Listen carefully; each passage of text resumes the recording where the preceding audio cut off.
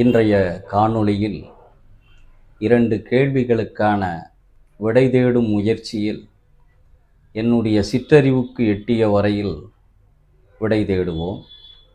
முதல் கேள்வி, எது அறிவு? இரண்டாவது கேள்வி, மனித பிறவியினுடைய நோக்கம் என்ன? இந்த 2 கேள்விகளுக்கான விடையை கொஞ்சம் தேட முயற்சி செய்வோம். இதிலே எது அறிவு? மனிதனுக்கும் விலங்குகளுக்கும் உள்ள ஒரு பெரிய வித்தியாசம், வேறுபாடு எதுவென்றால், சிந்திக்கக்கூடிய ஆற்றல் என்பது மனிதனுக்கு மாத்திரமே உள்ளது. இந்த மனிதனுடைய அறிவுதான் இயற்கையோடு இணைந்து இயற்கையை வெற்றி கொள்ள முடியுமா என்று ஒரு கேள்விக்கணையை தொடுக்கக்கூடிய பேராற்றல் மனிதனுக்கு மாத்திரமே உள்ளது. இந்த மனிதனுடைய அறிவு என்பது 2 வகையாக பிரிக்கலாம். ஒன்று ஏட்டறிவு, இன்னொன்று பட்டறிவு. ஏட்டறிவு என்பது கல்வியின் மூலமாக, புத்தகங்கள் படிப்பதன் மூலமாக நாம் பெறுகின்ற அறிவு என்பது ஏட்டறிவு. அனுபவத்தின் மூலமாக நாம் பெறுகின்ற அறிவு என்பது பட்டறிவு என்று நம் முன்னோர்கள் சொல்கிறார்கள். இதிலே எது சிறந்தது என்று நாம் சீர்தூக்கி பார்ப்போமானால், பொருள் ஈட்டுவதற்கு ஏட்டறிவு தேவைப்படுகிறது. ஆனால் பட்டறிவு என்பது பலவற்றை நாம் இழந்து பெறக்கூடிய அந்த அனுபவ அறிவு என்பதுதான் முதன்மையானதாக நாம் கருதி கொள்ளலாம்.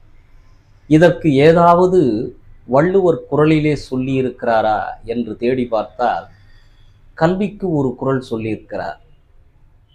தொட்டனை தூறும் மணற்கேணி மாந்தர்க்கு கற்றனை தூறும் அறிவு என்கிறார். மணற்கேணியில் தோண்ட தோண்ட எப்படி நீர் வருமோ, அதை போன்று படிக்க படிக்க அறிவானது விரிவடையும், விசாலமாகும், பரந்துபட்டு நிற்கும். இந்த அறிவு என்பது நாம் கல்வியின் மூலமாக பெறக்கூடிய அறிவாக இருக்கலாம். அதனால்தான் வள்ளுவர் தொட்டனை தூறும் மணற்கேணி மாந்தர்க்கு கற்றனைத்து ஊறும் அறிவு என்கிறார்.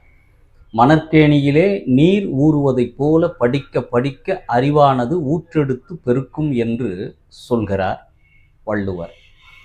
இது ஏட்டறிவு என்று எடுத்துக்கொள்ளலாம். அதிலும் சொல்கிறார் அவர் மீண்டும், கற்க கசடர கற்பவை கற்றபின் நிற்க அதற்கு தக என்கிறார். கல்வி கற்பது மாத்திரம் போதுமன்று, கல்வியின் வழியாக, அந்த கல்வியின் ஊடாக நாம் செயல்படுத்துகின்ற திறன், கற்ற கல்வியை செயலாக்கம் செய்ய வேண்டும். வெறும் கல்வியை கற்றுவிட்டு மதிப்பெண்களை பெற்றுவிட்டு வேலை பெறுவது மட்டும் அல்ல. கற்ற கல்வியினுடைய பயன் அதை செயலாக்கம் செய்வதுதான் அதற்கு சிறப்பானதாக இருக்கும். கற்க கசடர கற்பவை கற்றபின் நிற்க அதற்கு தக என்று சொல்கிறார் வள்ளுவர். அனுபவ அறிவு, அதாவது ஏட்டறிவு இல்லாமல் பட்டறிவின் மூலமாக நாம் பெறக்கூடியது எது என்று அதே வள்ளுவரிடம் கேட்டால் அதற்கும் பதில் வைத்திருக்கிறார். எப்பொருள் யாரார் வாய் கேட்பினும் அப்பொருள் மெய்ப்பொருள் காண்பது அறிவு என்று சொல்கிறார். யார் எதை பற்றி சொன்னாலும், வதந்திகள் பரப்பினாலும், அந்த செய்தியினுடைய உண்மைத்தன்மை எதுவென்று நாம் அறிய முற்பட வேண்டும். அறிய முற்படுவதற்கு தான் இறைவன் நமக்கு 6ஆம் அறிவை கொடுத்திருக்கிறான். அடுத்து ஒரு குறளிலே சொல்கிறார், எப்பொருள் எத்தன்மதாயினும் அப்பொருள் மெய்ப்பொருள் காண்பது அறிவு என்று சொல்கிறார். எந்த பொருளை பற்றிய சிந்தனையாக இருந்தாலும், அதை பற்றி அறிந்து கொள்ள வேண்டுமென்றாலும், அதை பற்றிய ஒரு பயன்பாட்டினை, அதை குறித்தான ஒரு ஆய்வினை, ஒரு பகுப்பாய்வினை நாம் செய்துதான் அதனுடைய மெய்ப்பொருளை நாம் கண்டறிய வேண்டும் என்று சொல்கிறார் வள்ளுவர். சரி, இது ஏட்டறிவு பட்டறிவு. அதற்கடுத்து நமக்கு ஒரு முதிர்ந்த அறிவு ஒன்று வேண்டுமல்லவா? பட்டறிவின் விளைவாக நாம் பெறக்கூடியது ஞானம். அந்த ஞானத்தினுடைய நிலை எதுவாக இருக்கும் என்று யோசித்தால், பிறப்பென்னும் பேதமை நீங்க சிறப்பென்னும் செம்பொருள் காண்பது அறிவு என்று ஒரு குறளை முன்னிறுத்தி வலியுறுத்துகிறார் நமக்கு வள்ளுவர். இந்த பிறப்பு என்கின்ற ஒரு பேதமை, பிறப்பு எடுப்பதே அறியாமையின் காரணமாகத்தான் நாம் இங்கே பிறப்பெடுத்து கொண்டிருக்கிறோம். அந்த பிறப்பினுடைய பேதமை நீங்க வேண்டுமென்றால் சிறப்பென்னும் செம்பொருள், செம்பொருளாக இருக்கக்கூடிய சிவபெருமானை காண்பதுதான் முழுமையான முதிர்ந்த அறிவு. மற்ற அறிவு எல்லாம் வாழ்வியலை சார்ந்தது, இது மெய்ஞானத்தை சார்ந்தது. அதற்கும் வழி சொல்கிறார் வள்ளுவர். வள்ளுவர் கூறாத செயல் எதுவும் இல்லை, வள்ளுவர் கூறாத பொருள் எதுவும் இல்லை என்ற அளவிற்கு நமக்கு ஏற்படுகின்ற அனைத்து விதமான சந்தேகங்களுக்கும் நாம் தேடி சென்றடைய வேண்டிய ஒரே ஒருவர் வள்ளுவர். வள்ளுவரிடம் பல கேள்விகள் கேட்கலாம். கேள்விகளுக்கான பதில்கள் என்பது எப்பொழுதும் தயார் நிலையிலே வைத்திருக்கக்கூடிய ஒரே பேராசான் பெருந்தகை வள்ளுவர் ஒருவர்தான். அடுத்த ஒரு கேள்வி வைத்தேன். இந்த பிறவியினுடைய நோக்கம் எதுவாக இருக்கும் என்று யோசித்தால் இதற்கு நமக்கு தேவார பாடலிலே திருநாவுக்கரசர் ஒரு பாடல் மூலமாக கொடுக்கிறார். குனித்த புருவமும் பவளச் செவ்வாயில் குமின் சிரிப்பும். குனித்த புருவம் என்றால் வளைந்திருக்கக்கூடிய புருவங்களை உடையவன். கொவ்வை செவ்வாயில் குமின் சிரிப்பும், பவளம் போல் மேனியில் பால் வெந்நீரும். அதாவது அந்த இறைவனுடைய மேனி என்பது பவளம் போல் இருக்கிறதாம். அந்த பவளம் போல் மேனியிலே பாலை போன்ற திருநீற்றை பூசிக்கொண்டு இருப்பவன் யார்? பவளம் போல் மேனியில் பால் வெந்நீரும் பனித்த சடையும்.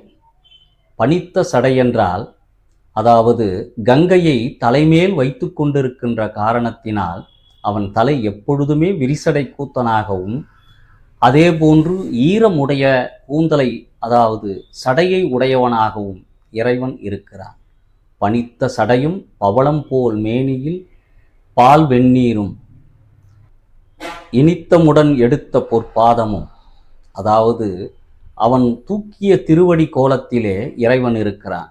அந்த காலானது எப்பொழுதுமே நின்ற கோலத்தில் இல்லாமல் ஆடுகின்ற கோலத்திலே இருப்பவன்தான் சிவபெருமான்.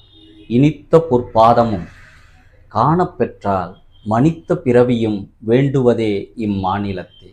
இந்த மனித பிறவியினுடைய அடிப்படை நோக்கம் மனித பிறவியும் வேண்டுவதே இம்மாநிலத்தே என்று தேவார பாடலிலே திருநாவுக்கரசர் நமக்கு ஒருவரை அடையாளம் காட்டுகிறார். நான் சொன்ன இந்த அடையாளங்கள் அனைத்தும் பொருந்தக்கூடியவனாக ஒருவன் இருக்கிறான் என்றால் அவன் சிவபெருமானை தவிர வேறு ஒருவருக்கு இந்த அடையாளம் கிடையாது.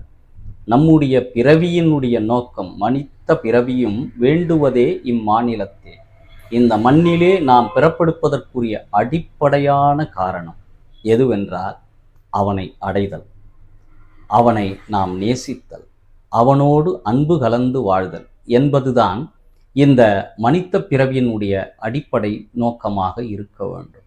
அந்த சிவபெருமானுக்குரிய அடையாளங்கள் குனித்த புருவமும் கொவ்வை செவ்வாயில் குமின் சிரிப்பும், பனித்த சடையும் பவளம் போல் மேனியில் பால் வெந்நீரும், இனித்தமுடன் எடுத்த பொற்பாதம். எதுவென்றால் அது சிவபெருமானுடைய பாதம். ஆக இந்த பிறவியினுடைய நோக்கம் எதுவாக இருக்க முடியும் என்றால் அவனை அடைதலே, அவனை வழிபடுதலே என்று கூறி அடுத்த ஒரு காணொளியில் நாம் சந்திப்போம்.